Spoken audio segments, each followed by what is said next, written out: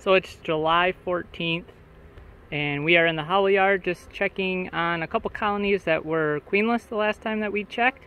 So we gave them a couple weeks, and we were going to peek in and see how things were going, and also checking some honey supers. So the colonies that were queenless, both of them ended up requeening successfully all by themselves. Found and marked 2 beautiful queens. So I'm not sure why they superseded their queens that we just gave them, but they did. But it looks like they're laying and everything else looks to be going just fine.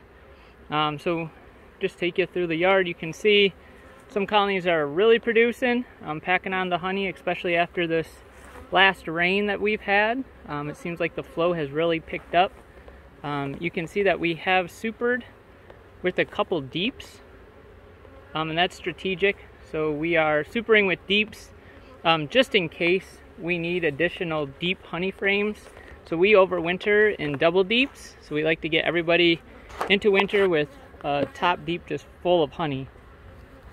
And so some of these colonies, as you're about to see, these 2 specifically, these were just like 2 or 3 frame mating nukes, but they've now graduated to a single deep. But just in case they don't make it up to a double deep for the winter, we can just take some of the deep frames that will be packed out with honey by that time from like these colonies that we've supered with deeps.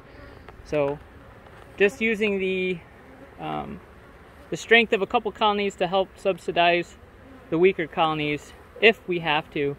If not, we can just extract those deep frames and we can just harvest that honey. But it's just kind of an insurance policy. We can also use it if we catch any swarms or something late in the year. We can make sure that they have a shot to make it through winter. But you can hear these ones hanging off my veil. As you can see, I just finished weed whipping, and they were not impressed with the weed whip. So they're kind of riled up a little bit, but not too bad. Like I said, we got into them today and no stings, so everything went really well. So Howell is doing great. You can see the grass has really picked up, got green again. Clovers are starting again. You can kind of see that over here.